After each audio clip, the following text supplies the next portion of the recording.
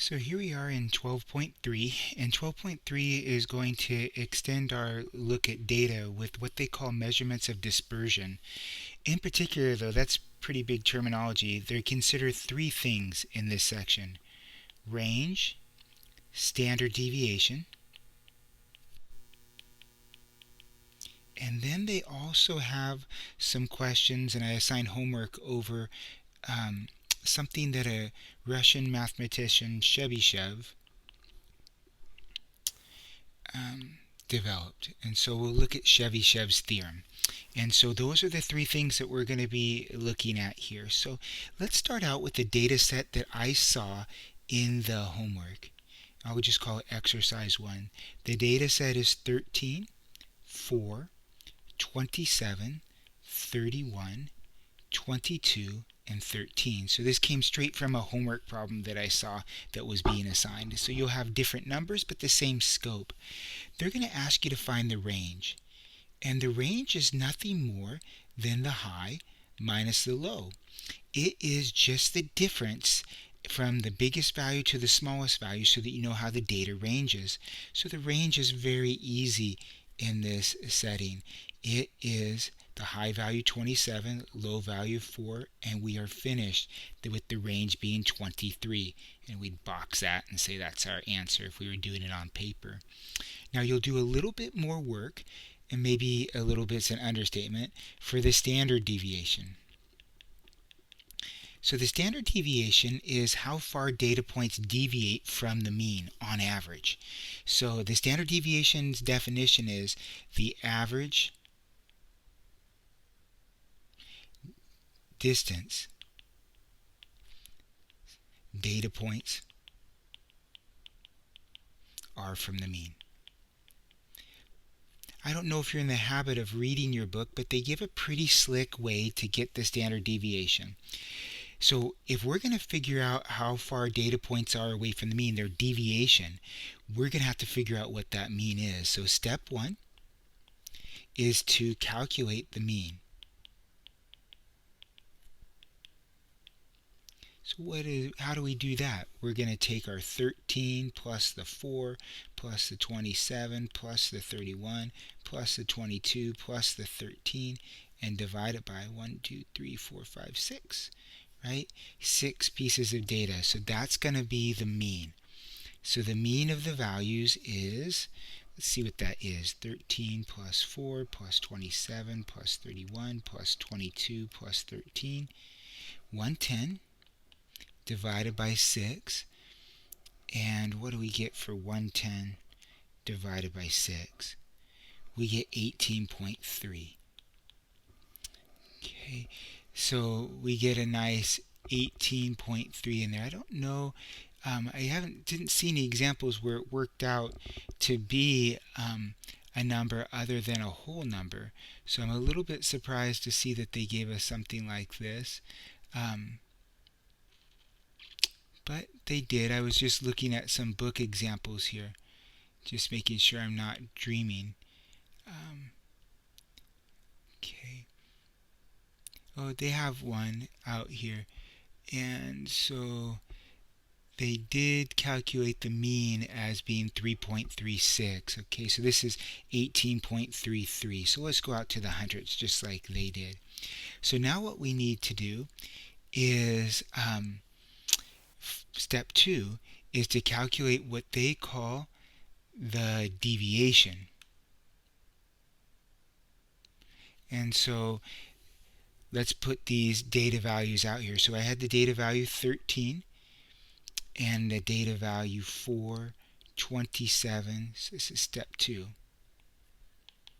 Calculate the deviation.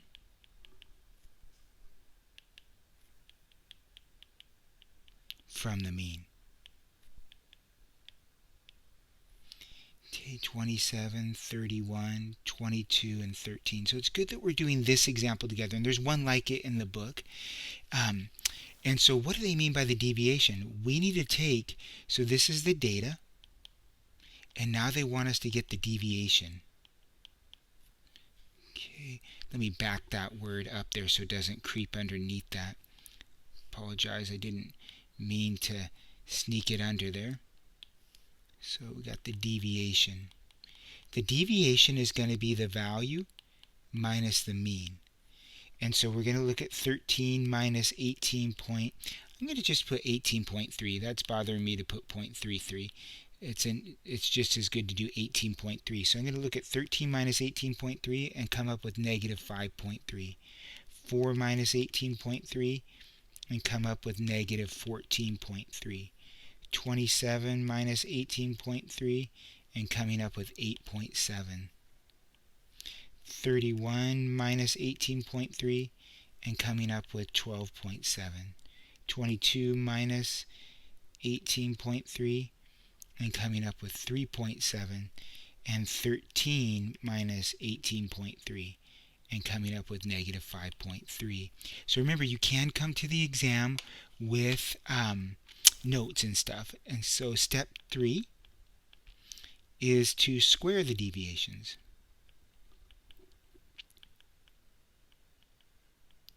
So we're going to take that negative 5.3 and square it. Now my biggest caution is every time you square you should end up with a positive number. So when I take my negative 5.3, if I'm going to type that back into my calculator, I'm going to have to put it in parentheses to square it to make sure I see it as 28.09 positive. 14.3 squared, right, or negative 14.3 squared, 204.49. 8.7 squared, 75.69. 12.7 squared, 161.29. 3.7 squared, 13.69. And negative 5.3 squared is positive 28.09. I guess we knew that already from the very first one. So if you didn't catch what went on there, we took each one of these values and raised it to the second power, right? And got these guys. So they have to square those deviations. The next thing we do, step 4, and it's a multiple step process like you can see, is to add up those squares. The squared deviations. So you're going to take your 28.09, add the 204.49, add the 75.69, add the 161.29, add the 13.69, add the 28.09. Okay, so I don't think there's a huge amount of these in the homework. There will not be more than one on the exam because you can see the amount of time it takes. But you can get really good at it if you just follow the process. And so right now I'm plugging all these into my calculator, and I came up with a total of 511.34. So now step 5. Divide the sum of the squared deviations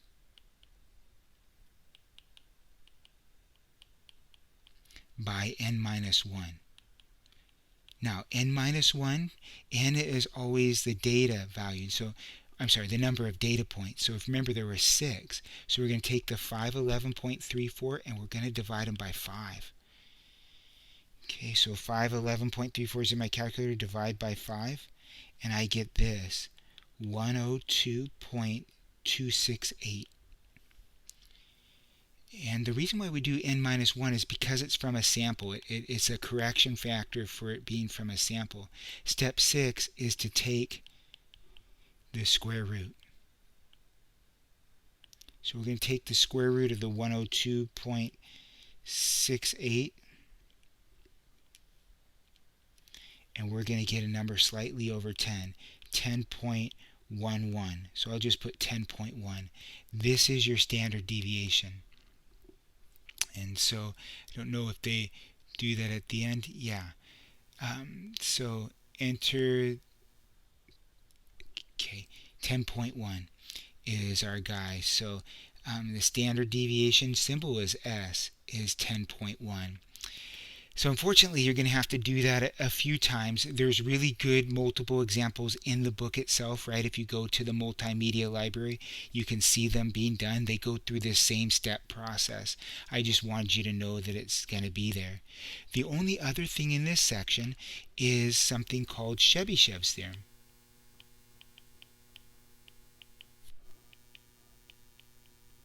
And here's what Chebychev's theorem says. It says that, well, let me take out the word that. It says specifically this: within k standard deviations, actually maybe write out standard deviation since we've never used that abbreviation together. Within k standard deviations from the mean lies at least 1 minus 1 over k squared of the data. So let's make sure we know what that means, and then we'll work on some problems. So example, I guess number 2, since I labeled that one example 1. What fraction of data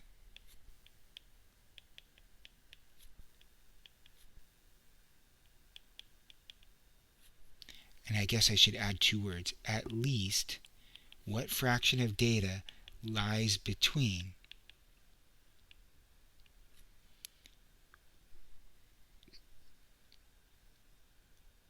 two values that are 2 standard deviations away from the mean. So I'm going to word it differently every time, because they will. They want to make sure you understand it. At least what fraction of data lies there? Well, Chebychev says at least 1 minus 1 over, now k in our case is the 2, right? K is this 2 right here. 2 standard deviations. So we're going to take that 2, I'll put it in blue, and then do what Chebychev says we should do, square it. So that's 1 minus 1/4. So that means at least 3/4 of the data lies between there. You okay with where I came up with 3/4? 4/4 minus 1/4 is 3/4 of the data. That's the fraction of the data that at least lies between there. There may be more, but it's going to be at least 75% or 3/4 of the data, or 3/4 as a fraction. The other thing they might say is within 3 standard deviations of the mean lies at least what fraction of the data. Okay. Well, we know how to do that. That's 1 minus 1 over 3 squared, or 1 minus 1/9. That's 9/9 minus 1/9. That means 8/9 of the data lies within 3 standard deviations. So a lot of it lies within 3 standard deviations of the mean. And this is for any distribution whatsoever. Chebychev figured this out. So it wouldn't matter if the thing was flat or curvy or whatever, as you picture those histograms. It would just be nice like that. So the mean within 3 standard deviations, the mean lies at least 8/9 of the data. Now I did see this. They did have this in the homework. Within 9/2 standard deviations of the mean lies at least what fraction of the data. So here they're trying to test your arithmetic skills. So we would have 1 minus 1 over 9/2 squared. Now let me remind you what this is. A 1 over means flip me. So I'm going to first square this guy just to make sure that we're okay. This is 81 fourths. 9 times 9 is 81. 2 times 2 is 4. So this is flipping that. So this is 4 over 81. That's what that would look like. So don't panic there. That's 81 over 81 minus 4 over 81. 81 minus 4. Where does that put us? Puts us at 77 over 81 would be the fraction of data. So it's there, so I didn't want it to take you by surprise. Have you have some kind of method to do that? The other favorite question is something like this. In a data set, the mean is 80 and the standard deviation, SD, is 3. At least what percent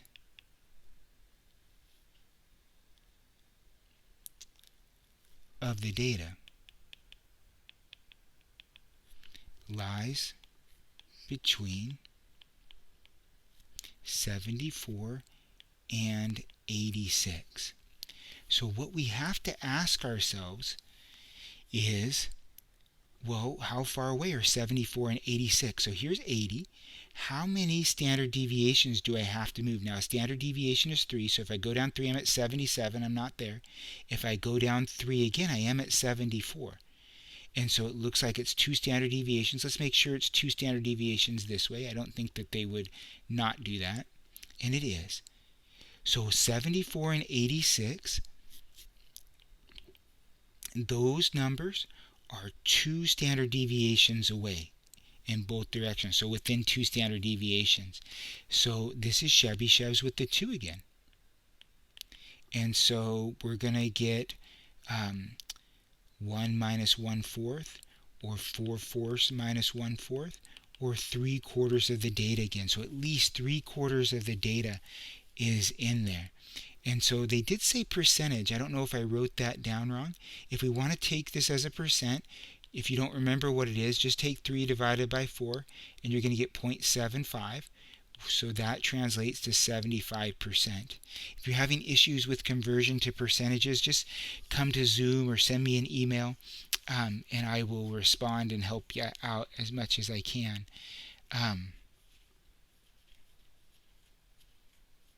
Okay. And those are the styles of questions that are in here for Chebychev's that are there. I was just looking over my notes to make sure there's nothing else. I did see this problem though. It was from a frequency table. So let's go back to the standard deviation. Let me not skip this problem. And so let's take a look at what could happen here. And so what's happening here is they give you a table of values, a frequency table. So they give you a value, and it's 2, 3, 4, 5, 6, and they tell you the frequency of that. So there's 2 2s, 4 3s, 4 4s, no 5s, and 2 6s. And what they'd like to know is the standard deviation of this. And so it would say find the sample standard deviation. And so we're going to do the value times the frequency as our next column, and that's there. So that's going to be a 4. That's going to be a 12, a 16, a 0, and a 12 again. So I'm just taking the value times the frequency that are there. Then they want to know the deviation. So how are we going to find out the deviation? We need to figure out the mean. So let's figure out what the mean is. So we need the mean of this guy. So in their example, they're not very foretelling. So I'm looking at the example that they did in the book and wondering if we could figure that out. And so wonder if I could use it as a guide. And what I'm finding is that they didn't provide really great explanations. If we're going to find the x's, then we have to realize what we have are 2 2s,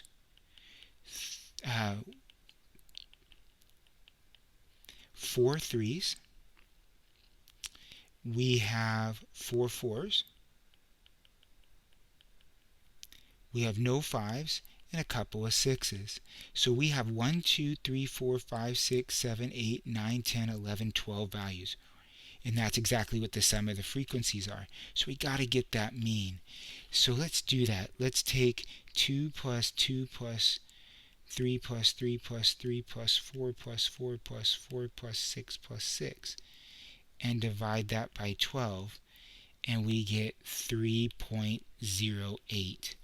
So let me add that up again. That's 2 times 2, right? So basically it's this column right here added, right? Here's my 4. Here's the 12 that's next. So this is the 4. Actually, let me go through and highlight. Maybe that would be easier. 12, 12, 16, 16, no 5s, 12, 12. So I could have just added up that column. So let's just find out what that is. What's 4 plus 12 plus 16 plus 12? Okay, so I did mess up in my addition.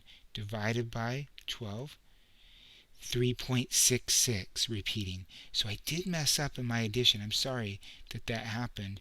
So 2 plus 2 plus 1, 2, 3, 4, 1, 2, 3, 4, 1, 2. Yeah, so I had messed up on my original addition. So I'm glad I went back and looked. So you can find the mean by taking that value times f, value times the frequency, and dividing it by the sum of the frequencies, right? Because there's 12 numbers in that. So there's a nice quick way to get that. So you got 3.66. And so our deviation, let's figure out what our deviation is. So our deviation would be how far the data points are away from the mean. So as I look at this guy, I find out that 2 minus 3.66 is negative 1.66. I find out that 4 minus 3.66 is 0.34. Oh, I'm sorry, I should not have done 4. I should have done 3. So 3 minus 3.66 is negative 0.66 is that middle one. Apologize, I wasn't looking at the data value. The data value in this row is 4. 4 minus 3.66 is 0.34.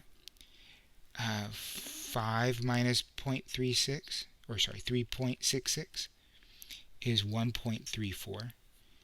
And 6 minus 3.66 is 2.34. Okay, so I got this one from the homework. So what we're going to do now is square that deviation. So they write squared deviation. So I'm going to take my 1.66 and square it and get 2.7556. 0.66 and square it. I know it's negative, but the negative is going to square off 0.4356. 0.34 squared, 0.1156. 1.34 squared, 1.7956. 2.34 squared, 5.4756. And what they say to do next is then square take that squared deviation and multiply by the frequency, because you have it twice, or 3 times, or whatever. I have it twice here. So I'm going to take my 2.7556 and multiply by the frequency, which is 2, and get 5.5112.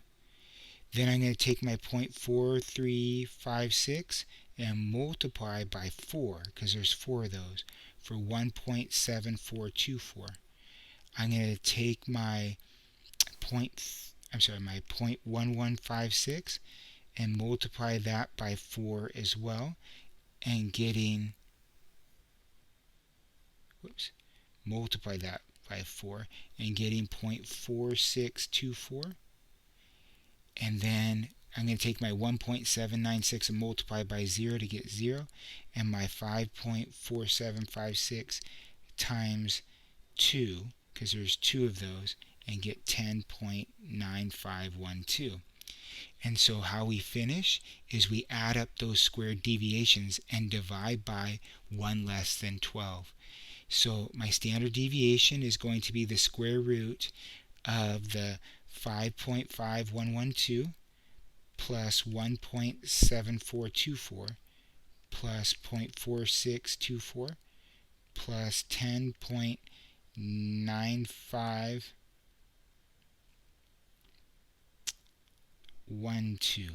Sorry for the hesitation. And we get 18.6672 divided by not 12 but 11. So we divide that by 11. And then, so I'm looking at s equals the square root of 1.697. And so if I take the square root of that answer, I get a s equaling 1.30. And so we do a lot of work. So let's talk about some things before we wholesale end this, now that we can reflect back, which I think is always a good thing. So if we reflect back, we don't need to do that calculation right there. What we need to do in order to find the mean, as you get this frequency table, is the value times f is going to help you find the mean. You're going to take that and sum it up, the value times the frequency, and then you're going to divide it by the sum of the f's, or how many data points that are there. That's going to help you get the 3.66. This last column right here is helping you get the standard deviation. And so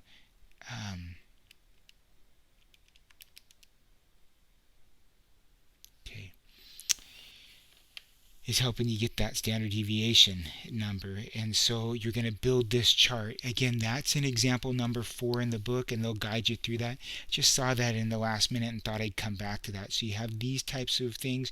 You got Chebychevs, and you got the finding the standard deviation. So a lot of heavy work, but I know you can do it.